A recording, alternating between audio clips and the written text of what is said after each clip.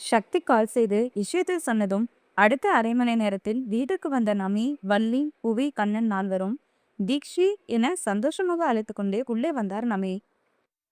தன் அம்மாவின் குரல் கேட்டதும் வேகமாக ஓடி வந்து அவரை அணைத்து கொண்ட தீக்ஷன்யா, அம்மா, நான் பாத்ரூம் போகும்போது ரத்தமா வருது, எனக்கு பயமா இருக்குதுன்னு இவனை ஹாஸ்பிட்டல் கூட்டு போன்னு சொன்னேன், என்னென்னமோ பேசுறான் என தாயிடம் குற்றப்பத்திரிகை வாசித்தாள். அவள் தன்னை மரியாதை இல்லாமல் பேசியதை கேட்டு கண்கள் சிவக்க டீப்பாயை எட்டி உதைத்த சக்தி, அத்தம்மா, உங்க பொண்ணை மரியாதை கொடுக்க சொல்லுங்க, இன்னொரு முறை என்ன மரியாதை இல்லாமல் பேசினா பொண்ணுன்னு கூட பார்க்க மாட்டேன், கண்டிப்பா அரைஞ்சிருவேன் என பல்லை கடித்து கொண்டு ஒவ்வொரு வார்த்தையாக கடித்து துப்பினான். அவன் டீப்பாயை தட்டிவிடும் சத்தத்திலேயே விழுக்கென்று விழுந்த தீக்ஷன்யா, அம்மா என நமியை மேலும் இறுக்கி அணைத்துக் கொண்டு அழுதவள் அவன் குரலில் மேலும் பயந்து போனாள். அப்போதுதான் வீட்டிற்கு வந்த வள்ளி, கண்ணன், புவி மூவரும் கண்கள் சிவக்க ருத்ரமூர்த்தியாய் நின்று கொண்டிருந்த சக்தியை பார்த்து அவர்களுக்கே ஒரு நொடி பயம் வந்தாலும் அவன் அருகில் வந்தவர்கள், சக்தி, என்னாச்சுப்பா என வள்ளி அவன் கைப்பிடித்து கேட்க அவர் கையை பட்டென தட்டிவிட்ட சக்தி இரண்டடி பின்னால் தள்ளி நின்றவன், உங்க பேத்திக்கு மரியாதைனா என்னன்னு சொல்லி கொடுங்க என கத்தினான். அவன் ஒதுங்கி நின்றதிலேயே வள்ளி கலங்கி போய் நின்றுவிட, அதிலும் அவனின் உரிமையில்லாத பேச்சில் அவரையும் அறியாமல் கண்களில் கண்ணீர் வழிந்தது.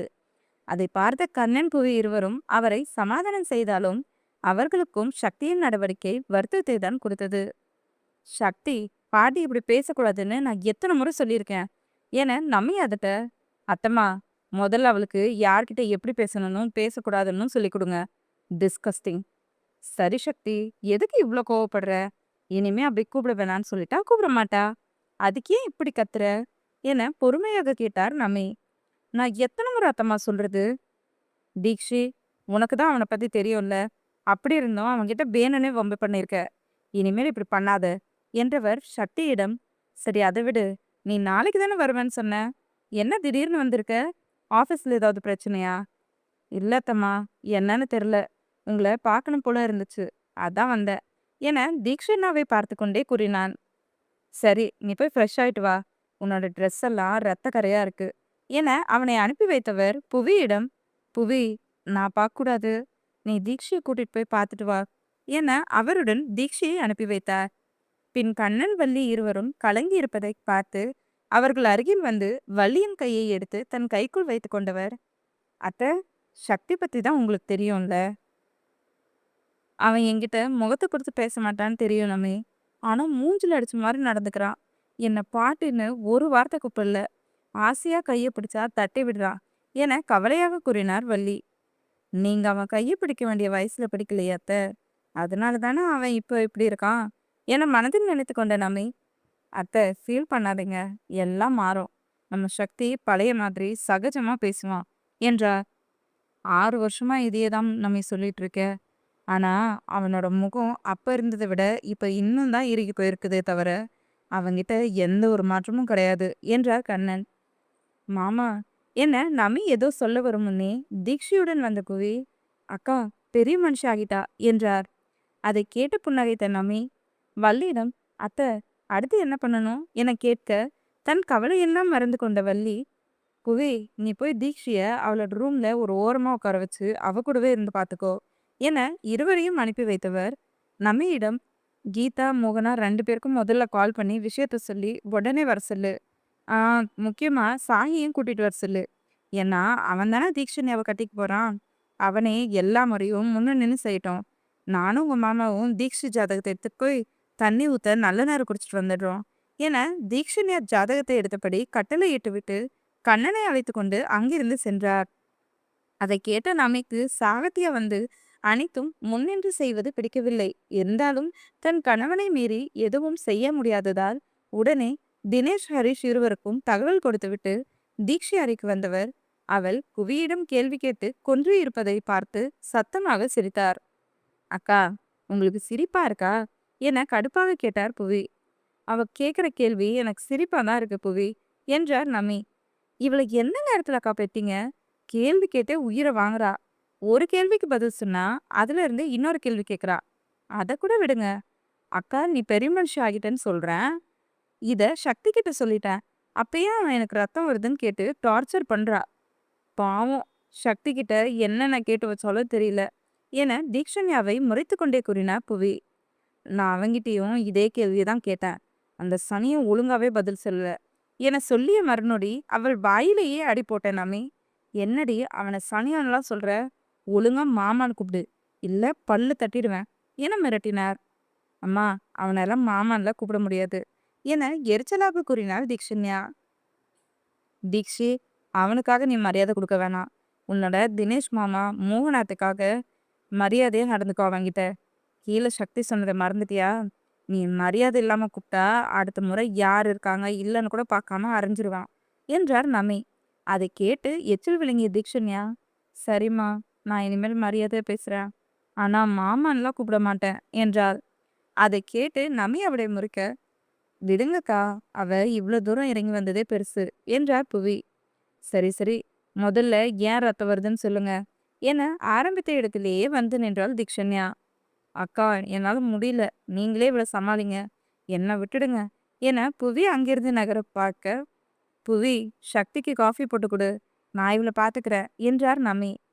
சரிங்க அக்கா என புவி சென்றுவிட தன் மகளை முறைத்து பார்த்த நமி, இங்க பாரு தீக்ஷி, ஒவ்வொரு பொண்ணும் பெரிய மனுஷி ஆகும்போது பிரைவேட் பார்ட்ல பிளட் வர்றது நார்மலான விஷயம்தான். இதை போய் எல்லார் முன்னாடியும் கேட்டு அவங்கள சங்கோஜப்படுத்தக்கூடாது. உனக்கு இப்போ அவ்வளவா புரியலனாலும் இன்னும் கொஞ்சம் வருஷம் போனா தெளிவா புரியும்.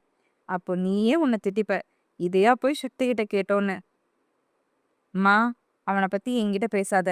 உங்க செல்ல மருமகனால தான் சின்ன வயசுல இருந்து உங்களுக்கு எனக்கும் ஆகவே ஆகாது. அவன் வீட்டை விட்டு போனதுக்கு அப்புறம் தான் என்கிட்ட நீங்க பாசம் காட்டுறீங்களே. அவன் மட்டும் நம்ம வீட்டிலே இருந்திருந்தா என்னெல்லாம் கட்டுந்துக்கிட்டு கூட இருக்க மாட்டீங்க என கோபமாக கூறினாள் தீக்ஷண்யா. மறுபடியும் சொல்றேன் தீக்ஷி, அவனுக்கு மரியாதை கொடுத்து பேச கத்துக்கோ. அப்புறம் இன்னொன்னு நல்லா புரிஞ்சுக்கோ, இன்னைக்கு நீ உயிரோட இருக்கனா அதுக்கு ஒரே காரணம் சக்தி மட்டும்தான். அவன் மட்டும் இல்லைன்னா இந்த உலகத்தையே நீ பார்த்துருக்க மாட்ட. உனக்கு ஒரு நாள் எல்லா உண்மையும் தெரியும் போது அவன் மனசை கஷ்டப்படுத்தினதுக்கு எல்லாம் சேர்த்து அழுவ தீக்ஷி. அன்னைக்கு நான் கண்டிப்பா உன்னை சமாதானப்படுத்த மாட்டேன். நீயே எதிர்பார்க்காத ஒருத்தர் உன்னை சமாதானப்படுத்துவாங்க என்றார் நமி. சும்மா சும்மா அவனை உயர்த்தி பேசாதம்மா. இங்க இருந்து அவன் எப்ப போவான்? அவனை பார்த்தாலே எரிச்சலா இருக்கு. ஒன்றுமே தெரியாமல் பேசும் மகளை நினைத்து அழுவதா சிரிப்பதா என நமக்கு புரியவே இல்லை. ஐயோ, நமக்கு வாய்ச்சதும் நமக்கு பொருந்ததும் ஒண்ணுக்கு ஒண்ணு சரியா இருக்குங்க. இவ சக்தி மேல இதே கோவத்தோட இருந்தா எப்படி இவளை போய் சக்தி கல்யாணம் பண்ணி வைக்கிறது? ஏற்கனவே அவரு சாயத்துக்கு தான் எல்லாம் என் பொண்ணை கட்டி கொடுப்பேன்னு ஒத்த கால்ல நிக்கிறாரு. எனக்கு அதுல சுத்தமா விருப்பமே இல்லைன்னு தெரிஞ்சும் அதை தான் பண்ணுவேன், நான் பவிக்கு சத்தியம் பண்ணி கொடுத்துருக்கேன்னு சொல்றாரு. இல்ல, அப்படி மட்டும் நடக்கவே கூடாது. சாகித்யா நல்ல பையன்தான், ஆனா என்னோட சக்தி மாதிரி அவன் கிடையாது. அவனுக்கும் தீக்ஷிக்கும் ஏணி வச்சாலும் ஏத்தாது. கடவுளே, எப்படியோ இப்ப கல்யாணம் நடக்க போறது இல்ல. தீக்ஷிக்கு 20 வயசானாதான் கல்யாண பேச்சு ஆரம்பிப்பாங்க. அப்போ ஏதோ ஒன்று பண்ணி சக்தி கூட சேர்த்து வச்சிரு என மனதிலேயே புலம்பியவருக்கு அத்தனை வருத்தமாக இருந்தது. தான் சொல்வது நடக்காது என அவருக்கு தெரிந்தாலும் ஒவ்வொரு முறையும் வேண்டிக் கொண்டுதான் இருக்கிறார் கடவுளின் மேல் இருக்கும் நம்பிக்கையில். சதா, ஏ சதா, ப்ஸ், சதா என அவர் உலுக்கிய சந்தோஷ், என்னடி நானும் கூப்பிட்டுட்டே இருக்கேன், பேய் அறிஞ்ச மாதிரி நிக்கிற என கொஞ்சம் சத்தமாக கேட்டார். ஆம் என அவரை புரியாமல் பார்த்த நமி அதன் பிறகே சக்தியை பற்றி யோசித்ததில் சுற்றத்தை மறந்தது மண்டையில் உரைக்கும். நீங்க எப்போ வந்தீங்க அத்தா? அப்பா வந்து ரொம்ப நேரம் ஆகுதுமா. நீங்க அவனை பத்தி யோசிச்சுட்டு இருந்தீங்க, அதனால சுத்தி இருக்கிறவங்கள மறந்துட்டீங்க தானே என முகத்தில் அத்தனை கோபத்தை காட்டி கூறினாள் தீக்ஷண்யா. தன் மகள் யாரை பற்றி சொல்கிறாள் என அறிந்து கொண்ட சந்தோஷ் உள்ளே வரும்போதே சக்தி காஃபி குடித்திருப்பதை பார்த்து விட்டுதான் வந்தார். தீக்ஷி, காலையில தானே சொல்லிட்டு போனேன் பெரியவங்கள மரியாதையா பேசணும்னு. அப்பா, நான் முன்னாடி மரியாதையா பேசிக்கிறேன். அவனே இல்லாதப்போ என்னை மரியாதையா பேச சொல்லாதீங்க. நீங்களும் அவனுக்கு சப்போர்ட் பண்ணாதீங்க. எனக்கு வயிறு வேற விட்டு விட்டு வலிச்சுக்கிட்டே இருக்கு என முகத்தை அஷ்டகோணலாக்கி கூறினாள் தீக்ஷண்யா. சரி சரி, நீ கீழே உட்காரு. இன்னும் கொஞ்ச நேரத்துல அத்தைங்க எல்லாரும் வந்துருவாங்க. தண்ணி ஊத்தினதுக்கு அப்புறம் கொஞ்சம் பெட்டரா ஃபீல் பண்ணுவ.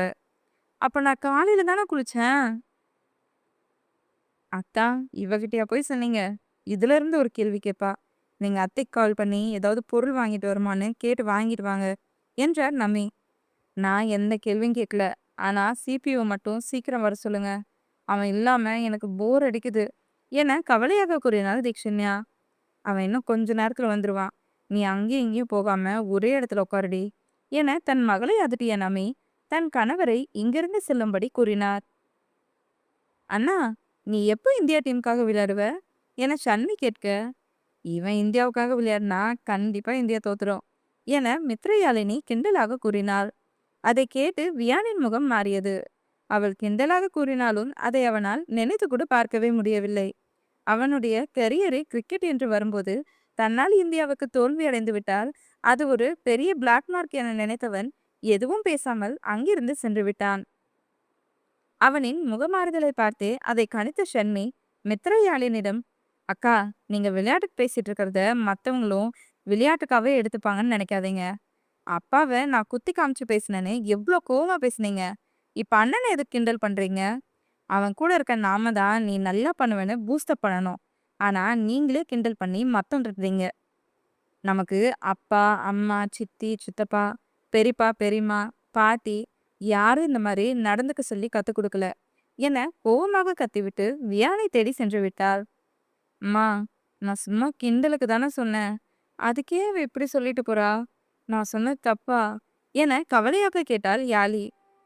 யாழி, எல்லாத்துக்குமே இடம் பொருள் ஏவல்னு ஒன்று இருக்கு. அந்த இடத்துல நீ பேசுனது தப்புதா. வியான் எவ்வளோ கஷ்டப்பட்டு தமிழ்நாடு டீம்ல செலக்ட் ஆயிருக்கான். இன்னும் ஒரு மேட்ச் கூட ஆடல.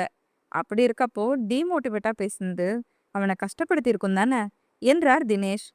சாரிப்பா, நான் அவனை கஷ்டப்படுத்தணும்னு சொல்லல என வாடிய முகத்துடன் கூறினார் யாழி. அக்கா, விடு, ஃபீல் பண்ணாத. அண்ணா லைட்டா மூட் அப்செட் ஆயிடுச்சு. அப்புறம் பேசி சமாதானப்படுத்திக்கலாம் என அவளை சமாதானம் செய்தாள் சன்வி. ஆமா யாழி, இதுக்கு போய் என் மூஞ்சி அப்படி வச்சிட்டு இருக்க.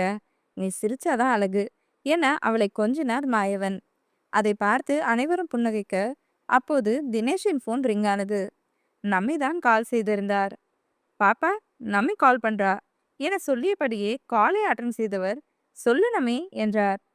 அண்ணா, வீட்டுல எல்லாரும் இருக்கீங்களா? எல்லாரும் ஒன்னா இருந்தா ஸ்பீக்கர்ல போடுங்க என்றார். என்ன நம்மி, என்ன விஷயம் என கேட்டபடி ஸ்பீக்கரில் போட்டார் தினேஷ். அது அண்ணா, உங்க குட்டி பாப்பா பெரிய மனுஷி ஆகிட்டா என்றார் நம்மி. அதை கேட்டு அனைவரின் முகமும் மலர, அண்ணி, எப்போ என வேகமாக கேட்டார் மோகனா. 3/4 மணி நேரம் இருக்கும் அண்ணி. நாங்க எல்லாரும் கோயிலுக்கு போயிட்டோம். அவரும் அஸ்வினும் ஆஃபீஸ் போயிட்டாங்க. யாத்ராவும் ஃப்ரெண்ட்ஸ் கூட என்ஜாய் பண்ண போயிட்டான். தீக்ஷே தனியா தான் வீட்டில் இருந்தா. சின்ன பொண்ணு சரியா தெரியல, ரொம்ப பயந்துட்டா. அப்புறம் சக்தி வந்திருந்தான். அவங்கிட்ட சொல்லி அழுதாலாம். உடனே சக்தி எனக்கு கால் பண்ணி சொன்னான், நீங்க எல்லாரும் சீக்கிரம் வரீங்களா? அத்தை நேரம் குறிக்க போயிருக்காங்க என்றார் நம்மை. நாங்க வந்துடுறோம் அண்ணி, நீங்க ஆக வேண்டியதெல்லாம் பாருங்க. நாங்க வந்த உடனே தண்ணி ஊத்திடலாம். ஆ அண்ணி, சக்தி அங்கதானே இருக்கான். அவனையே ஒரு நல்ல சல்வார் எடுத்துட்டு வர சொல்லுங்க. அவன் ட்ரெஸ் சூப்பரா செலக்ட் பண்ணுவான். மத்ததெல்லாம் நாங்களே வாங்கிட்டு வந்துடுறோம் என்றார் மோகனா. அண்ணி, சொல்றேன்னு தப்பா நினைச்சுக்காதீங்க. நீங்களே சக்திக்கு ஃபோன் பண்ணி சொல்லிடுறீங்களா? எத்தனை நாளைக்கு அவன் வெறுக்கிறான்னு மெசேஜ் மூலமாவே பேசிட்டு இருப்பீங்க. கால் பண்ணி உரிமையா பேசுங்க அண்ணி. அதுவும் இல்லாம நீங்க சொல்லி அவன் எடுத்துட்டு வந்து தீட்சை போட்டுட்டா நான் தான் முதல்ல சந்தோஷப்படுவேன் என்றார் நம்மி. ஆமா பாப்பா, நம்மி சொல்றது சரிதான். நாமளே சக்திக்கு கால் பண்ணி சொல்லிடலாம். சரி நம்மி, உனக்கு வேலை நிறைய இருக்கும், நீ பாரு. இன்னும் 1 மணி நேரத்துல நாங்க அங்க இருப்போம் என கூறி போனை வைத்தவர் மாயவனிடம், அண்ணா, ஜெட் ரெடி பண்ணிருங்க. நான் கடைக்கு போய் சில பொருள் எல்லாம் வாங்கிட்டு வந்துடுறேன். பாப்பா, நீ சக்தி கால் பண்ணி சொல்லிட்டு அகில், சாஹி 2 பேருக்கும் கால் பண்ணி உடனே வர சொல்லு என்றார். ம், சரி தினேஷ் மாமா என மாயவன் மோகனா இருவரும் தலையாட்ட, அப்பா, எங்களையும் தானே கூட்டிட்டு போறீங்க என சன்விகா கேட்க, ஆமா சன்வி, ஷன்மிக்கு ஷூட் இருக்கும், வியானுக்கு ப்ராக்டிஸ் இருக்கும். அவங்க 2 பேரை தவிர எல்லாரும் கிளம்புறோம். 10 நாளைக்கு தேவையான ட்ரெஸ் எல்லாம் எடுத்து வச்சுக்கோங்க என சொல்லிவிட்டு அங்கிருந்து நகர்ந்த தினேஷை அழைக்கு சரோ, தினேஷ், வைராட்டியா பார்த்து வாங்கிட்டு வா என்றார். ம், சரிம்மா. ஷன்விகா யாழ் இருவரும் தங்கள் அறைக்கு சென்று பேக் செய்து கொண்டு சாய்ராவுக்கு கால் செய்து விஷயத்தை கூறிவிட்டு வரியா என்றனர். இல்ல, நான் வரல என சொல்லிவிட்டு காலை கட் செய்த சாய்ரா தேவி உடனே சாகித்யாவிற்கு கால் செய்தாள். சொல்லு தேவி, என்ன இப்ப கால் பண்ணிருக்க? எப்பவும் இந்த டைம்ல கால் பண்ண மாட்டியடி? மாமா, தீக்ஷன்யா பெரிய பொண்ணாயிட்டாலாம். அதுக்கு நீ போகவே கூடாது, அதை சொல்லிதான் கால் பண்ண என வேகமாக கூறினாள். சாய்ரா, நான் எப்படி போகாம இருக்க முடியும்? அவ என்னோட மாமா பொண்ணு என அழுத்தமாக கூறினான் சாகித்யா. நீ போகக்கூடாதுன்னு சொன்னா போகக்கூடாது மாமா. எனக்கு மட்டும்தான் நீ மாமா. அவளுக்கு ஒன்றும் கிடையாது. என் பேச்ச மீறி நீ போனனா என்னை மறந்துடு என கோபமாக கூறினார். ஏய், அவளுக்கும் நான் மாமா தான். என்னடி இப்படி பேசுற? எதுக்கு உனக்கு அவன் மேல இவ்ளோ காண்டு என கோபமாக கேட்டான் சாகித்யா. எனக்கு அவளை பிடிக்கவே இல்லை. நீ அவளுக்கு எந்த சடங்கும் பண்ணக்கூடாது. அப்படியே அவங்க பண்ணணும்னு நினைச்சா தினேஷ் மாமா இருக்காரு. அப்படியே இல்லைன்னா சக்தி வர சொல்லி பண்ணட்டும். நீ பேசுறது சரியே இல்லை சாய்ரா. எனக்கு சரின்னு தான் மாமா படுது. ப்ளீஸ் மாமா, எனக்காக இதை கூட பண்ண மாட்டியா? என்னை விட உனக்கு அந்த தீக்ஷன்யா தான் ஒஸ்தியா போயிட்டாளா? ஒருவேளை என்ன கழுத்தி விட்டுட்டு அவ்வளோ லவ் பண்ணலான்னு நினைக்கிறியா? வாய மூடுறி. இதை நேர்ல சொல்லியிருந்தனா கண்ணை ரெண்டும் பழுத்திருக்கும். இது வரைக்கும் முன்ன தவிர எவகிட்டயாச்சும் குழஞ்சு பேசியிருப்பனாடி? தீக்ஷி என்னோட மாமா பொண்ணு. அப்புறம் டாடி அடிக்கடி சொல்லுவாரு, அவ உங்க மம்மி மாதிரின்னு. அதனால அவ மேல பாசம் இருக்கு. அந்த ஒரு காரணத்துக்காக தான் நான் போகணும்னு சொன்னேன். மற்றபடி நீ நினைக்கிற மாதிரி கிடையவே கிடையாது. நான் போகல போதுமா? இதுக்காக தானே கால் பண்ணேன். டாடி கால் பண்ணா எனக்கு முக்கியமான மீட்டிங் இருக்குன்னு ஏதாவது சொல்லி சமாளிச்சுக்கிறேன். கண்டிப்பா போக மாட்டே தானே மாமா? சாய்ரா என பல்ல கடித்தான் சாகித்யா. தேவின்னு சொல்லு மாமா. மயிருன்னு சொல்றேன். தயவு செஞ்சு என்னை கால் பண்ணிடாத. கடுப்ப கிளப்பிக்கிட்டு என எரிச்சலாக கத்திவிட்டு போனை கட் செய்துவிட்டு தலையில் கை வைத்து கொண்டு அமரவும் மோகனா கால் பண்ணவும் சரியாக இருந்தது. மோகனாவிடமிருந்து கால் வரவும் அவர் எதற்காக கால் செய்கிறார் என புரிந்து கொண்டான் சாகித்யா. ஆனால் அவனால் என்ன செய்ய முடியும்? ஒரு பக்கம் காதலித்தவள் போகவே கூடாது என ஆர்டர் போட்டிருக்கிறாள். அவள் பேச்சை மீறி சென்றால் அவள் எந்த எல்லைக்கும் செல்வாள் என்பதை அவன் அறிவான். ஆனால் தாயை சமாதானப்படுத்தி விடலாம். நான் இல்லைன்னா என்ன, சக்தி கால் பண்ணி வர சொல்லிடலாம் என தனக்குள்ளே நினைத்து கொண்டிருக்கும் போதே போன் ரிங்காகி கட்டாகி திரும்பவும் அரைத்தது. அதில் வேகமாக காலை அட்டன் செய்தவன், சாரி மம்மி, ஒரு முக்கியமான மீட்டிங்ல இருந்தேன். என்னன்னு சீக்கிரம் சொல்லுங்க, எனக்கு டைம் இல்லை. இன்னொரு மீட்டிங் வேற அட்டன் பண்ணணும் என்றான் பொய்யாக நடித்தபடி. சாய், ஒர்க் பிஸியில் இருக்கியா? ஆமா மம்மி. ஏன், எதுக்கு இந்த டைம் கால் பண்ணியிருக்கீங்க? எல்லாம் ஓகே தானே மம்மி என வேண்டுமென்றே கேட்டான். ஆள் ஓகே சாயி. அந்த வாயாடி பெரிய மனுஷி ஆயிட்டா. இப்பதான் நமியா நீ கால் பண்ணி சொன்னாங்க. நீ மீட்டிங் கேன்சல் பண்ணிட்டு வந்துடுறியா? மம்மி, பாப்பா பெரிய மனுஷியானது சந்தோஷம்தான். ஆனா என்னால மீட்டிங் கேன்சல் பண்ண முடியாது. நீங்க ஒன்று பண்ணுங்க. முன்னாடி எல்லாரும் போங்க. பண்ற சடங்கெல்லாம் நான் தான் பண்ணணும்னு இல்லையே. அப்பா இல்லைன்னா சக்தி கூட பண்ணலாம்ல. நான் சக்திக்கு கால் பண்ணி சொல்றேன். அவன் வந்துருவான். சாரி மம்மி, என்னால வர முடியல. சரி மம்மி, எனக்கு டைம் ஆயிடுச்சு. நான் சக்திக்கு கால் பண்றேன் என படபடவென பேசிவிட்டு மோகனாவை பேசவே விடாமல் காலை கட் செய்தவன் உடனே தம்பிக்கு அழைத்தான். இங்கு சந்தோஷிடம் பேசிக் கொண்டிருந்த சக்தி சாகித்யாவிடமிருந்து கால் வரவும் நெற்றியை நீவியபடி யோசித்தவன் பின் சந்தோஷிடம், அண்ணா கால் பண்றான், பேசிட்டு வந்துடுறமாமா என சொல்லிவிட்டு தோட்டத்திற்கு வந்து காலை அட்டன் செய்து காதில் வைத்தான். அவனாக பேச மாட்டான் என சாகித்யாவிற்கு தெரியும். எப்பவும் கால் பண்ணா அட்டன் செய்து சாகித்யா பேசிய பின்பே சக்தி பேசுவான். அதுவும் அளவாக தான் பேசுவான். அது சாயிக்கு கஷ்டமாக இருந்தாலும் தன் தம்பி தன்னை வெறுக்காமல் பேசுவதே அவனுக்கு நிம்மதியை கொடுத்திருக்க தினமும் ஒரு முறையாவது கால் செய்து பேசிவிடுவான். சக்தி, எங்க இருக்க, ஃப்ரீயா? ஏன் அண்ணா? சக்தி, குட்டி பாப்பா பெரிய பொண்ணு ஆயிட்டாலாம். என்னால் இப்போ பெங்களூர் போக முடியாது. நீ பெங்களூர் வரியா? நான் பெங்களூர்ல தான் நான் இருக்கேன். எப்போ வந்த சக்தி?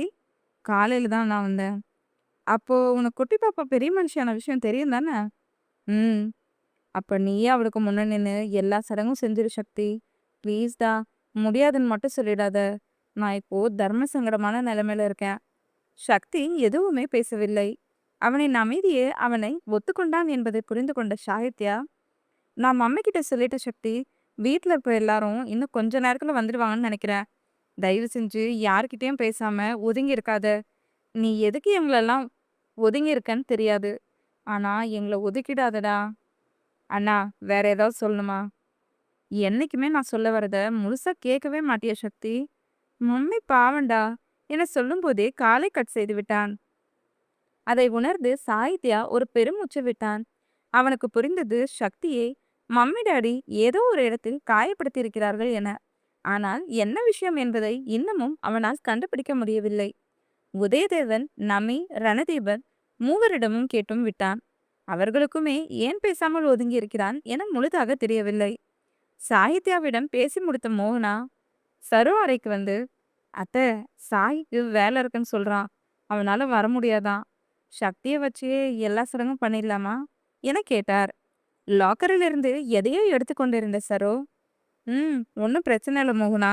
ஆனா ஒன்னே ஒன்று, சக்தி சடங்கு ஆரம்பிச்சு வச்சா அவனே தான் அதை முடிச்சு வைக்கணும். அதெல்லாம் அவன் பண்ணிடுவாத்த. அப்படியே முடியாதுன்னு சொன்னாலும் நம்மி அண்ணி சம்மதிக்க வச்சிருவாங்க. நீங்க என்னத்தை எடுத்துட்டு இருக்கீங்க?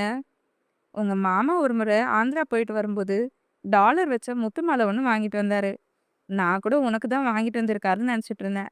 ஆனா அது தீக்ஷிக்கு வாங்கிட்டு வந்தேன்னு அவர் சொல்லும்போது தான் எனக்கே தெரிஞ்சது. அவ பெரிய மனுஷி ஆகும்போது அவ கழுத்துல போட்டு அழகு பார்த்து அந்த விழாவை ஜாம் ஜாம்னு பண்ணணும்னு இருந்தாரு. ஆனா அதுக்குள்ள கடவுள் கூட்டிட்டு போயிட்டாரு. அவரோட ஆசை தான் நிறைவேறல. அட்லீஸ்ட் அவர் வாங்கி வச்சதாவது அவ கழுத்துல இருந்தா எனக்கு நிம்மதியா இருக்கும் என்றார் சரோ. அத்தை, இப்பவும் ஒன்றும் கெட்டுப்போகல. மாமா ஆசைப்பட்ட மாதிரியே தீக்ஷியோட விழாவை ஜாம் ஜாம்னு பண்ணிடலாம் என்றார் மோகனா. இல்ல மோகனா, நாம சாய்ரா ரதுவந்தனாவுக்கு பண்ண மாதிரியே அவளுக்கும் பண்ணிடலாம். காயத்ரி சண்டைக்கு வரமாட்டா. ஆனா சாய்ரா கொஞ்சம் வாய் துடுக்கு. சட்டு சட்டுன்னு பேசிடுவா. அவ அறியாம ஏதோ பேசுறது நம்மி சந்தோஷ் மனசை தான் கஷ்டப்படுத்தும் என்றார் சரோ. அத்தை, அவ அப்ப சின்ன பொண்ணு என மோகனா சொல்லும் போதே அவரை தடுத்த சரோ, இப்பவும் சின்ன பொண்ணு தான் மோகனா. உனக்கு தெரியும்ல, ஷன்மி பெரிய மனுஷியான போது அவளுக்கு கிராண்டா பண்ணிட்டோன்னு ஒவ்வொரு முறையும் குத்தி காமிச்சு பேசிட்டே இருந்தா. இதுக்கு உன்னோட பொண்ணுக்கு தான் வசந்த் பண்ணான். ஷன்மிக்கே அவ சும்மா இல்லாம வாய்க்கு வந்ததை பேசிட்டா. தீக்ஷிக்கு சொல்லவா வேணும் என சலித்தபடி, என் பொண்ணு காயு எவ்வளோ பொறுமைசாலி. அடுத்தவங்க மனசை கஷ்டப்படுத்தக்கூடாதுன்னு தான் நினைச்சு பேசுவா. ஆனா அவளுக்கு பிறந்தது பாத்தியா என புலம்ப ஆரம்பித்தார். அத்தை, விடுங்க. சாயரா இப்பவும் அப்படியே இருக்க மாட்டா. நம்ம வீட்டு பொண்ணை நம்மளே தப்பா பேசிடக்கூடாது. சின்ன வயசுல ஒரு குழந்தைக்கு சின்ன பொம்மையை கொடுத்துட்டு இன்னொரு குழந்தைக்கு பெரிய பொம்மையை கொடுத்தா சின்ன பொம்மையை வாங்கின குழந்தை மனசை பாதிக்க தான் செய்யும். அதான் சாயரா மனசுல வச்சுக்காம கொட்டி தீத்துட்டா. அதுவும் இல்லாம ஷண்மிக்கு வசந்த் அண்ணா மட்டும் செய்யலாத்த. என்னோட அண்ணன் தம்பி பாண்டியா அண்ணா எல்லாரும் சேர்ந்து தான் பண்ணாங்க. ஆனா அதை புரிஞ்சுக்காம சாயரா பேசிட்டா. இப்ப நீங்க சொல்லலைனாலும் தீக்ஷியோட விழாவ ரொம்ப பெருசா தான் அத்தை பண்ணுவாங்க. யோசிச்சு பாருங்க. நான் மட்டுமா அவளுக்கு அத்தை? கீதாக்கா இருக்காங்கல்ல, அதுவும் முறையான தாய் வீட்டு சீரு அவங்க தான் வைப்பாங்க. சாகிய அவளுக்கு கல்யாணம் பண்ணி கொடுக்கணுன்றதால தான் நம்ம வீட்ல இருந்து எல்லாரும் முன்ன நின்னு பண்றோம். புரியுது மோகனா. ஆனா நம்ம சைட்ல இருந்து சாயறதுக்கு பண்ணினது தான் தீக்ஷுக்கும் பண்ணணும். ஏன்னா நம்ம வீட்ல இருக்க பொண்ணுங்க மனசும் கஷ்டப்படக்கூடாது என அழுத்தமாக கூறினார் சரு. ம் இதுல எல்லாமே வழக்கம் போல உங்க பையன் தான் பார்த்துப்பாரு. நீங்க தேவையில்லாம யோசிக்காதீங்க. நான் சக்திக்கு கால் பண்ணி பேசிட்டு வரேன் என சொல்லிவிட்டு தன் அறைக்கு வந்து சக்திக்கு அழைத்தார். அவனுக்கு கால் செய்யும் போதே ஏதோ பதட்டம் வந்தது. அதே சமயம் பேச மாட்டோனோ, நான் கால் பண்ணியிருக்கேன்னு தெரிஞ்சு கால் அட்டன் பண்ணாமல் விட்டு விடுவானோ என பயமும் வந்தது. இங்கு சாகித்யாவிடம் பேசிவிட்டு அங்கிருந்த கல்பெஞ்சில் அமர்ந்த சக்திக்கு சாயி சொன்னதெல்லாம் மீண்டும் ஒருமுறை இருவன் செய்து பார்த்ததும் முகம் இறுகி உடல் விரைத்து எலும்புகள் எல்லாம் புடைத்து கொண்டு வெளியே தரும் அளவிற்கு தேவராட்சசன் போல கண்கள் சிவக்க கடந்த காலத்தின் நினைவில் இருந்தவன் ஏதோ ஒரு உந்துதலில் தீக்ஷண்யாவின் அறையை பார்த்தான். அவளின் அறையின் பால்கனியில் நின்றிருந்த தீக்ஷண்யாவும் சக்தியை தான் பார்த்து கொண்டிருந்தாள். தூரத்திலிருந்து பார்த்தால் அவன் உடல் தோற்றம் அவளுக்கு தெரியவில்லை. இல்லை என்றால் தெரித்து ஓடியிருப்பாள். என்ன இவன், நான் பார்க்கறேன்னு தெரிஞ்சும் தைரியமா என்ன பார்க்கறான் என நினைத்து கொண்டே நம்மை சொன்னது எல்லாம் நினைவு வரவும் அவன் மேல் கோபம் பொத்து கொண்டு வர பக்கத்தில் இருந்த ரோஜா செடியிலிருந்து ரோஜாவை மெதுவாக பிய்த்து கொஞ்சம் அதிகமான விசையை கொடுத்து அவனை நோக்கி தூக்கி எறிந்துவிட்டு உள்ளே ஓடிவிட்டாள். அவள் இப்படி செய்வாள் என சக்தி உண்மையாக எதிர்பார்க்கவே இல்லை. அதனால் வந்த வினை அவன் நெஞ்சில் ரோஜா வந்து விழுந்து அதிலிருந்த முள் அவன் அணிந்திருந்த சட்டையை தாண்டி குத்தியது. ஆனாலும் அவன் இருமாக தான் இருந்தான். கீழே விழுந்த ரோஜாவை எடுத்துக்கொண்டவன், டிஸ்கஸ்டிங், மாட்டாமலா போயிடுவா என தனக்குள் நினைத்து கொண்டிருக்கும் போதே மோகனாவிடமிருந்து கால் வந்தது. போன் ரிங் சவுண்டில் சக்திக்கு பூமியே நழுவி கீழே விழுவது போல இருந்தது. பகலும் இரவாகி பயமானதே அம்மா. விளக்கின் துணையின்றி இருளானதே. உயிரின் ஒரு பாதி பறிபோனதே அம்மா. தனிமை நிலையானதே. அம்மா அம்மா, நீ எங்க அம்மா? உன்னை விட்டா எனக்கு ஆறு அம்மா? சக்தி மனதில் என்ன நினைக்கிறான் என்பதை அவன் மட்டுமே அறிவான். இதற்கு முன்பு இறுகி போயிருந்த அவனின் முகம் சட்டென இளகி மீண்டும் இறுக்கமானது. போனையே சில நொடிகள் பார்த்துவிட்டு முகத்தில் எந்த உணர்ச்சியும் காட்டாமல் காலை அட்டன் செய்தான். அந்த பச்சை தீமை ஸ்வைப் செய்யும் போதே அவன் விரல் நடுங்கியது. அவன் காலை அட்டன் செய்ததும் மோகனா கண்களில் கண்ணீருடன் சக்தி என குரல் கமர அழைத்தார். அவர் பேசுவதை வைத்து அழுகிறார் என புரிந்து கொண்ட சக்திக்கு அவனையும் மீறி மான் என வார்த்தை கழுத்து வரை வர அதை அப்படியே முழுகியவன் முகத்தை கடுமையாக வைத்துக்கொண்டு சொல்லுங்க மிஸ்ஸஸ் தினேஷ் என்றான் இரும்பு குரலில். அவனின் குரலை 6 வருடம் கழித்து கேட்கிறார் மோகனா. அந்த குரலில் அப்படி ஒரு ஆதிக்கம், ஆளுமை, அதே சமயம் ஏதோ ஒரு வெறுமை. அதை புரிந்து கொண்ட தாயானவள், சக்தி எப்படிடா இருக்க? உன்னோட மாம் கால் பண்ணியிருக்கேன். யார்கிட்டயோ பேசுற மாதிரி பேசுறியே என கவலையாக கூறினார். என்ன சொல்லணும் என நேராக விஷயத்தை சொல்லுங்கள் என்பதை சொல்லாமல் சொன்னான் சக்தி. சக்தி, நான் உன் மாம். அம்மாடா. எனக்கே ஆர்டர் போடுறியா? அதான் ஏன் இத்தனை வருஷம் இல்லாத பாசம் இப்போ என மனம் தாங்காமல் கேட்டுவிட்டான். சக்தி, ஸ்டாப் இட் மிஸ்ஸஸ் தினேஷ். உங்ககிட்ட ஆர்கியூ பண்ண எனக்கு நேரம் இல்லை. நீங்க என்ன விஷயம்னு சீக்கிரம் சொல்லுங்க. அப்படி உங்களால சொல்ல முடியலனா எப்பவும் போலவே மெசேஜ் பண்ணிடுங்க என முகத்தில் அடித்தது போல பேசினாலும் சாகித்யாவிடம் நடந்து கொண்டது போல காலை கட் செய்யவில்லை. தாயின் குரலை அவனும் 6 வருடத்திற்கு பிறகு கேட்கிறான் அல்லவா? என்னதான் அவன் மனத்தில் ஏதோ ஒன்று மோகனாவிடம் நெருங்க விடாமல் பேச விடாமலும் தடுத்தாலும் தாய் தாய்தானே. கோபமாக பேசி கோபத்தை காண்பித்தாலும் இன்னும் சில நிமிடம் பேசிவிட மாட்டாரா என அவன் மனம் ஏங்கதான் செய்தது. அதை மோகனா உணர்ந்தாரோ என்னவோ. சக்தி, நீ அம்மாவை வெறுக்கிறல்ல? உன்னோட செல்லமாம் இப்போ உனக்கு வேற ஒருத்தரை போல தெரியறல்ல? அண்ணன் தங்கச்சி அக்கா எல்லார்கிட்டயும் பேசுவ. ஆனா உன்னை 10 மாசம் சுமந்து பெத்த என்ன ஏண்டா வெறுக்கிற? நீ இப்படி பேசுவேன்னு என் மனசு சொல்லிக்கிட்டே இருக்கும். அதனாலதான் இத்தனை வருஷமா உனக்கு மெசேஜ் பண்ணேன். ஆனா அதையே நீ தப்பா புரிஞ்சு வச்சிருக்க. என்ன சொன்ன? இத்தனை வருஷம் இல்லாத பாசம் ஏன்னு தானே கேக்குற? உன் மேல பாசம் இல்லாம வேற யார் மேலடா எனக்கு பாசம் இருக்கும்னு நினைக்கிற? நீ பிறந்ததுல இருந்து பொத்தி பொத்தி வளர்த்தேன்டா. ஒத்துக்கிறேன். நான் ஏதோ ஒரு இடத்துல என்னையே அறியாம தப்பு பண்ணியிருக்கேன். அதுக்காக வீட்டுக்கு வராம இருக்கியே சக்தி. உங்க அப்பா எல்லார் முன்னாடியும் கம்பீரமா நெஞ்ச நிமித்திட்டு நிக்கிறவரு. என் முன்னாடி மட்டும் உடைஞ்சு போய் அழுவாருடா. உனக்கு அப்படி என்னடா கோவம்? ஒருத்தரை உயிரோட கொல்றது உன்ன மாதிரி அமைதியா இருந்துதான் பண்ண முடியும் சக்தி. என்ன நான் சொல்றது புரியலையா? உங்க அப்பாவை பிறந்ததுல இருந்து அப்பான்னு ஒரு வார்த்தை சொல்லியிருப்பியா சக்தி? ஆனா ஒவ்வொரு நிமிஷமும் உங்க அப்பா ஜெபம் போல சொல்லிப்பாருடா, என் சின்ன மக சக்தின்னு. உன்னை நேர்ல பார்க்க முடியலனாலும் தினமும் உன்னை பார்த்தே ஆகணும்னு ரூம்லயும் ஃபோன்லயும் உன்னோட சின்ன வயசு போட்டோவை வச்சு தனியா லூசு மாதிரி பேசிட்டு இருப்பாரு. அந்த மனசை கொஞ்சம் கொஞ்சமா கொன்னுட்டு இருக்க சக்தி நீ. உனக்கு சக்தின்னு ஆசை ஆசையா பேர் வச்சாருடா. அந்த பேர் சூஸ் பண்ணும்போது கூட சொன்னாரு, என் பையன் என்னை விட சக்தி வாய்ந்தவனா வரணும். அவனை நெருங்கவே எல்லாரும் யோசிக்கணும்னு. ஆனா பாரேன், உங்க அப்பா பேர் வைக்கும்போது சுத்தமா யோசிக்கவே இல்ல. ஒரு நாள் அப்பா, அம்மா, சித்தப்பா, சித்தி, பாட்டி, தாத்தா, பெரியம்மா, பெரியப்பா இப்படி எல்லா உறவையும் தள்ளி வைப்பேன்னு. இப்ப அப்படிதானே சக்தி நடக்குது. உன்னை நெருங்க நாங்களே யோசிக்கிற மாதிரி தானே எங்க நிலைமை இருக்கு. பேசுடா, பேசு. எதையாவது பேசி தொலைடா. ஏன்டா எங்களெல்லாம் உயிரோட கொல்ற? மோகனா பேச பேச சக்தியின் முகம் மேலும் மேலும் இறுகி அவன் அணிந்திருந்த சட்டையை கிழித்துப் போனது. கண்களில் கண்ணீர் இல்லை, முகத்தில் சோகமில்லை. இப்போது அவன் முகத்தில் வெறுமை மட்டுமே. பேச மாட்டல்ல சக்தி? ஃபைன். இப்போ இத பத்தி பேசி நான் நேரத்தை கடத்த விரும்பல. நீ பெங்களூர்ல தான் இருக்கன்னு எனக்கு தெரியும். தீக்ஷுக்கு கிராண்டாவும் இல்லாம சிம்பிளாவும் இல்லாம ஒரு சல்வார் எடுத்துட்டு வந்துரு. இதை உங்ககிட்ட ரெக்வஸ்டா கேட்டேன்னு எடுத்துக்கிட்டாலும் சரி, இல்ல ஆர்டர் போட்டேன்னு நினைச்சுக்கிட்டாலும் சரி, நான் வைக்கிறேன். 1 மணி நேரத்துக்கு அப்புறம் நேர்ல பார்க்கலாம் என சொல்லிவிட்டு காலை கட் செய்தார். தீக்ஷன்யா பெரிய பொண்ணான விஷயத்தை நம்மை கூறியதும் உடனே தன் மனைவிக்கு கால் செய்து விஷயத்தை கூறிய ஹரீஷ், அம்மா அப்பாவிடம் சொல்லி ஏதாவது முறை செய்ய வேண்டுமா என கேட்டுக்கொள் என சொல்லிவிட்டு காலை கட் செய்து தன் மகனின் கேபினுக்கு வந்தார்.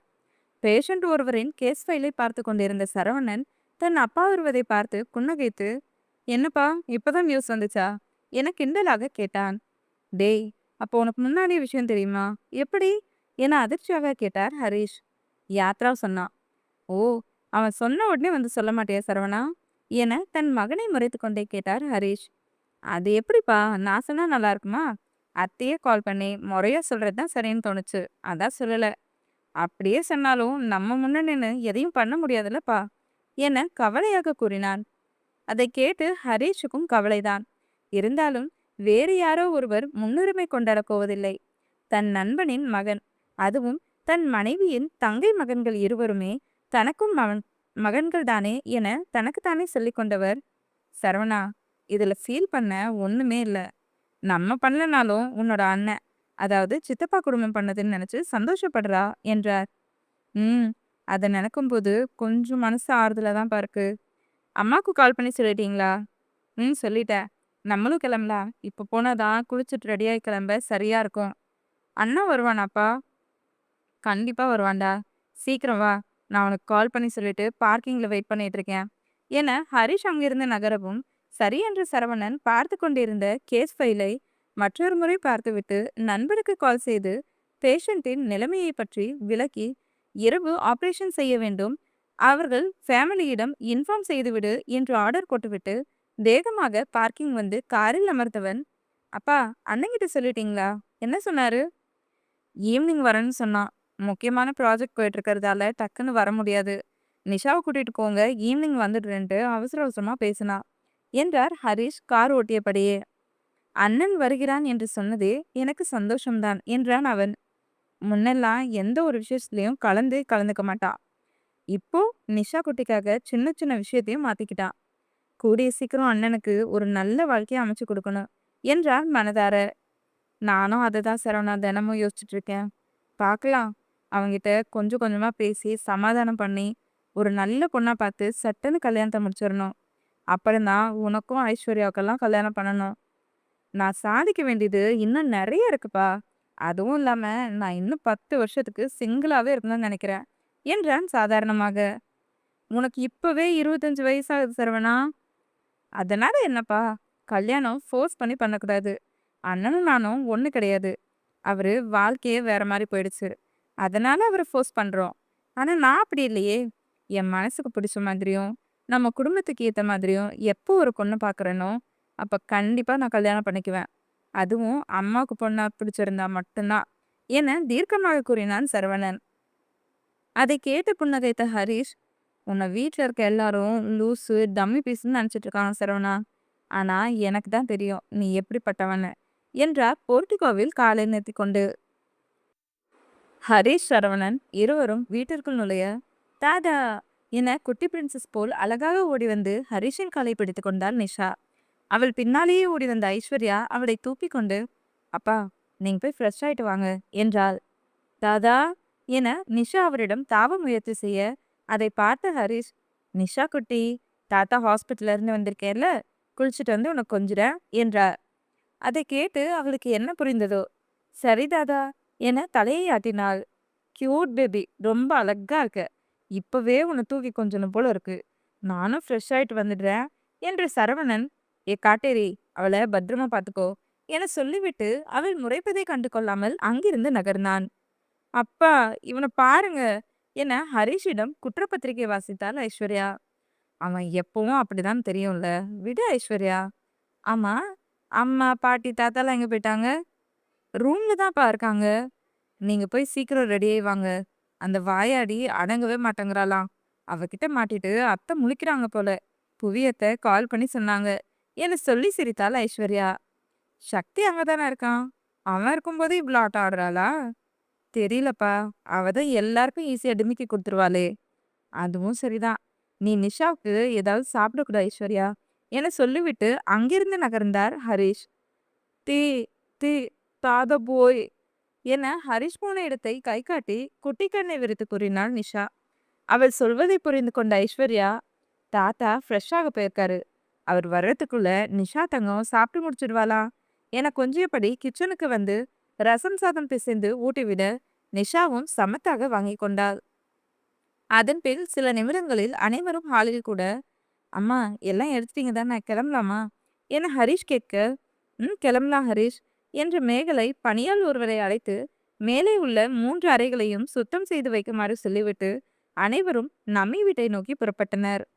இங்கு சக்தி தோட்டத்தில் தனியாக இருப்பதை பார்த்த நமி அவன் அருகில் வந்தபடி, சக்தி, இது என்னடா கோலம் என கேட்டவருக்கு நன்றாக தெரிந்தது. மோகனா அண்ணியிடம் பேசியிருக்கிறான் என்பது. ஒன்னும் இல்ல அத்தம்மா. அவனை பார்த்து பெருமூச்சு விட்ட நமி, இங்க பாரு சக்தி, நீ உன் அம்மா அப்பா மேல ஏதோ ஒரு காரணத்துக்காக கோவமா இருக்கன்னு என்னால புரிஞ்சுக்க முடியுது. ஆனா எத்தனை வருஷத்துக்கு இப்படி வீம்பு பிடிச்சிட்டு இருப்ப? அவங்க கிட்ட நீ பேசி கிட்டத்தட்ட 12 வருஷம் ஆச்சு என கவலையாக கூறினார். அதுக்கு இப்ப என்ன அத்தம்மா பண்றது என கேட்டவனின் முகம் இறுகி போயிருக்க அவனின் குரலில் அத்தனை அழுத்தம். நான் என்ன சொன்னாலும் நீ இப்படிதான் எடக்க மடக்கா பேசுவிய சக்தி. நீங்க பேசுறது மிஸ்டர் அண்ட் மிஸ்ஸஸ் தினேஷை பத்தி. அதனாலதான் அத்தம்மா. அப்போ நான் இப்படிதானே பேசுவேன் என இரும்பு குரலில் கூறினான். அவனை பார்க்கவே நமிக்கு கஷ்டமாக இருந்தது. எவ்வளவு கம்பீரமாக இருந்தாலும் அவனின் கண்களில் எப்போதும் ஒரு வெறுமை இருந்து கொண்டேதான் இருக்கும். அதை நமை பலமுறை அறிந்திருக்கிறார். இப்போதும் அவன் கண்ணில் வெறுமையை தாண்டிய வழி தெரிந்தது. என்ன அத்தம்மா, என்னை பார்த்தா பாவமா இருக்கா? அவன் கன்னத்தில் ஓங்கி அறிந்த நம்பி, நான் உன் மேல வச்சிருக்கிறது உண்மையான பாசண்டா. உன் மேல பாவப்பட்டு நான் இது வரைக்கும் எதுவும் பண்ணது கிடையாது. எல்லாருக்கும் குழந்தை பிறந்தா குழந்தைய தான் பார்த்துக்கணும்னு ஆசைப்படுவாங்க. ஆனா நான் உன்னை பார்க்கணும்னு தானடா ஆசைப்பட்டேன். நீ மட்டும் இல்லைனா இன்னைக்கு நான் ஒரு மலடியா இருந்திருப்பேன். அவரின் வாயில் கை வைத்த சக்தி, என்னத்தம்மா எதுக்கு பெரிய பெரிய வார்த்தைலாம் பேசுறீங்க? அவன் கையை தட்டிவிட்ட நமி, நீ மட்டும் என்ன வார்த்தைடா சொன்ன? பாவமா இருக்கான்னு கேக்குற? தீக்ஷி அறியாத வயசுல சொன்ன ஒரு வார்த்தையை பிடிச்சிட்டு இப்போ வரைக்கும் நீ என்னை குத்தி காட்டுற மாதிரி இருக்கு சக்தி. அத்தம்மா, வாயை மூடு. நான் சொல்ல வேண்டியதெல்லாம் உனக்கு நிறைய சொல்லிட்டேன். உன்னோட மனசுல இருக்கிற சில விஷயம் எனக்கு தெரியாம இருக்கலாம். ஆனா எனக்கு நீ விரும்புற ஒண்ணு நல்லாவே தெரியும் சக்தி. நான் உனக்கு அத்தையாகிறதுக்கு முன்னாடியே அம்மாவானே.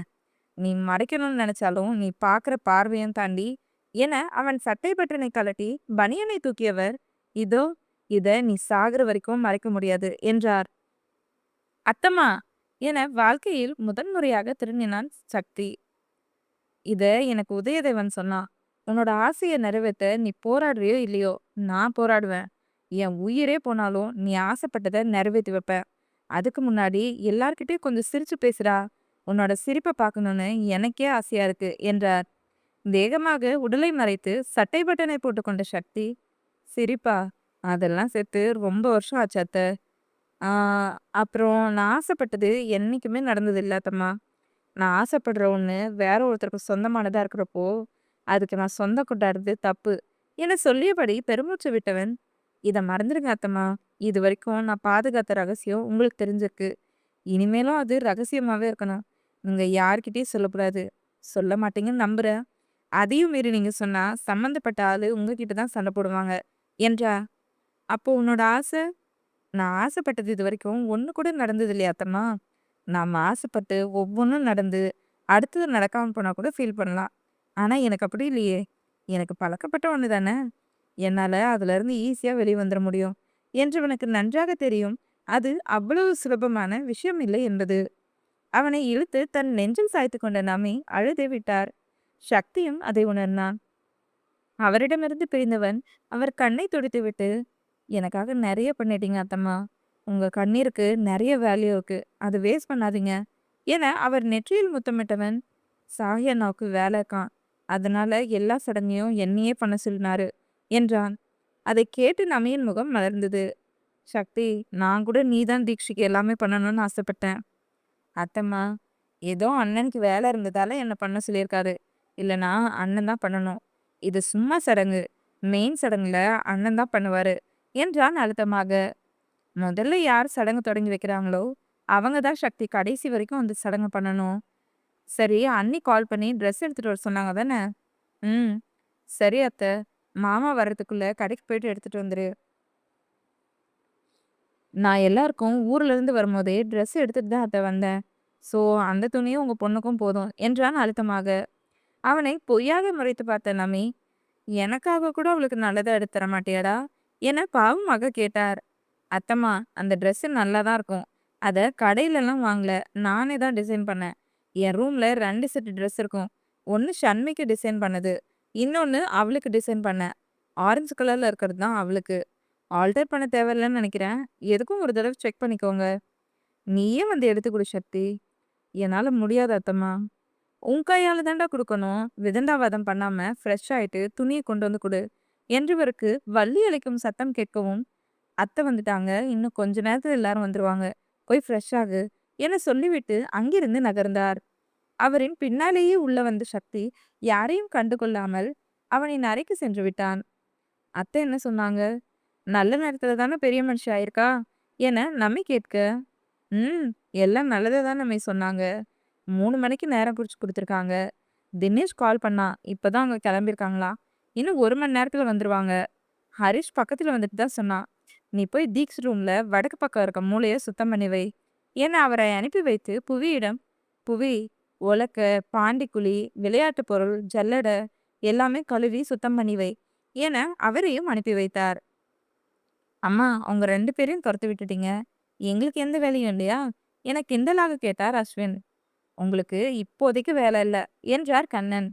சந்தோஷ், நான் வாங்கிட்டு வர சொன்னதெல்லாம் வாங்கிட்டு வந்தியா என வள்ளி கேட்க, யாத்ரா வெளியில தானே இருக்கான், அதான் அவனையும் வாங்கிட்டு வர சொல்லட்டம்மா என்றான். சரி என வள்ளி சொல்லும்போதே வெளியில் கார் நிற்கும் சத்தம் கேட்டது. அம்மா கீதாக்கா வந்துட்டாங்கன்னு நினைக்கிறேன் என்றார் அஸ்வின். வரட்டும் அஸ்வின் என வள்ளி சொல்லவும் ஹரிஷ் குடும்பம் அனைவரும் உள்ளே நுழைந்தனர். வாங்க வாங்க என அனைவரையும் புன்னகையுடன் வரவேற்றனர்.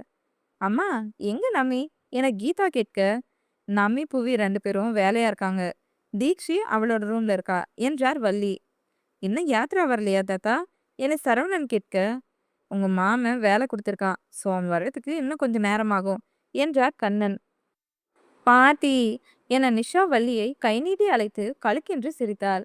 அவளின் சிரிப்பை பார்த்து அனைவருக்கும் ஒட்டிக்கொள்ள ஐஸ்வர்யாவிடமிருந்து அவளை வாங்கி இடுப்பில் உட்கார வைத்து கொஞ்சியபடியே, சந்தோஷிடம் காயத்ரிக்கு கால் பண்ணி சொல்லிட்டு தானே என கேட்க, சொல்லிட்டம்மா. பசந்தால வர முடியாதான். அப்புறம் சாய்ராவுக்கும் ரதுவுக்கும் எக்ஸாம் இருக்கான். இன்னைக்கு தான் ரதுவுக்கு லாஸ்ட் எக்ஸாம் போல. அதனால நாளைக்கு காலையில் வந்துடுறேன்னு சொன்னாங்க என்றார் சந்தோஷ். சரி என்றார் வள்ளி. தன் அறைக்கு வந்து குளித்து வேறொரு ஆடைக்கு மாறிய சக்தி தான் கொண்டு வந்த பையை எடுத்து அதிலிருந்த தீக்ஷன்யாவுக்கு டிசைன் செய்த ஆடையை எடுத்து தனியாக வைத்துவிட்டு பையை ஓரமாக வைத்து பெட்டில் அமர்ந்து உதயதேவனுக்கு காதல் செய்தான். அந்த பக்கம் காலை அட்டன் செய்த உதயதேவன், மாமா என பவ்யமாக அழைத்தான். உதயா, என்னை பத்தி ஏதாவது தெரிஞ்சா முதல்ல யார்கிட்டயும் அதை பத்தி சொல்லாத. அதுவும் அத்தம்மாவா இருந்தாலும் சரி என இரும்பை முழுங்கியது போல குரலில் சொன்னான். சக்தி சொன்னது முதலில் புரியாமல் இருந்தாலும் அத்தம்மா என்று சொன்னதில் புரியவும், மாமா சாரி, அவங்க கிட்ட சொன்னா புரிஞ்சுப்பாங்கன்னு தான் சொன்னேன். உன்னோட வேலை என்னமோ அதை பாரு உதயா, என்னை பார்த்துக்க எனக்கு தெரியும் என அழுத்தமாக கூறினான் சக்தி. மாமா, சொன்னது புரிஞ்சிருக்கும்னு நினைக்கிறேன். நீ படிக்க தான் வந்திருக்க, அதனால படிக்கிற வேலையை மட்டும் பாரு. என்னை பத்தி உனக்கு தெரிஞ்ச எதுவும் வெளியில போகவே கூடாது. சரி மாமா. என்னோட நம்பர் எப்படி அந்த பொண்ணுக்கு தெரிஞ்சது என அடுத்த கேள்வியை கேட்டான் சக்தி. யாரு மாமா, அந்த மேனாம் எனக்கு ரேவதியா? ம். ஐயோ மாமா, நான் சத்தியமா அவளுக்கு நம்பர் கொடுக்கல. என்னோட நம்பர் உன்னை தவிர வேற யார்கிட்டயுமே இல்லை உதயா. 1 மணி நேரத்துக்கு ஒரு முறை ஃபோன் பண்றா. நான் பிளாக் பண்ணா வேற ஒரு நம்பர்ல இருந்து கால் வருது. மாமா சத்தியமா நான் நம்பர் கொடுக்கல, நம்புங்க. நீ குடுத்தியோ குடுக்கலையோ அது உன்னோட பிரச்சனை. ஆனா எனக்கு இனிமேல் கால் வரக்கூடாது. இன்னொரு முறை கால் வந்தாலும் இன்னும் 2 நாள் கழிச்சு வந்து உன்னதான் தூக்கி போட்டு மிதிப்பேன். மாமா நான் ஒண்ணுமே பண்ணலையே என பயந்த குரலில் கூறினான் அவன். உன் கிளாஸ் பொண்ணு தானே, அடங்கி இருக்க சொல்லு என காலை கட் செய்தவனுக்கு டேபிள் மீது இருந்த ரோஜா கண்ணில் படவும் தீக்ஷன்யா மேல் கோபமாக வந்தது. இன்னொரு முறை தனியாக சிக்கும்போது கையை உடைக்கிறேன் என்று நினைத்து கொண்டான். அப்பொழுதுதான் என்கிட்ட வச்சுக்க மாட்ட என மனதிலும் நினைத்து கொண்டான். மதியம் 2:30 மணி. தினேஷ் குடும்பத்தில் அனைவரும் வந்து இருக்க வீடு கலகலவென இருந்தது. புவி, டைம் ஆச்சு, அந்த சல்லடை எடுத்து வா என்றார் வள்ளி.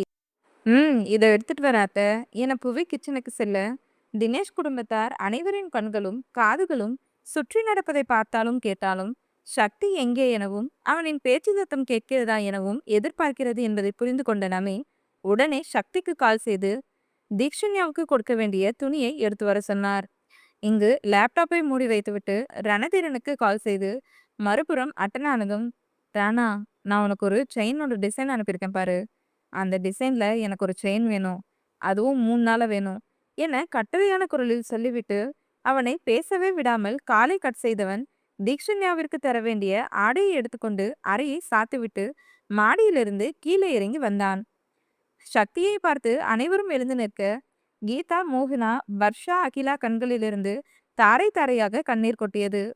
மாயவன், அகில், தினேஷ், ஹரிஷ் நால்வரும் மனதிலேயே கண்ணீர் வடிக்க, சரோ, மேகலை, குணா அவனையே பார்க்க, ஷன்வி, மித்ரயாழினி இருவரும் அவனிடம் வந்து அண்ணா என சக்தியை அணைத்து கொண்டனர்.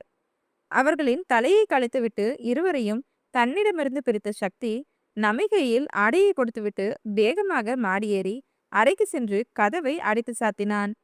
அந்த சத்தம் கீழே உள்ள அனைவருக்கும் கேட்க, சந்தி, யாழி, ஐஸ்வர்யா மூவரும் விழுக்கின்று விழ, நிஷா பயந்து சரவணின் காலை கட்டிக்கொள்ள, பெண்கள், ஆண்கள் அனைவருக்கும் ஈட்டியை வைத்து இதயத்தை குத்துவது போல வலித்தது.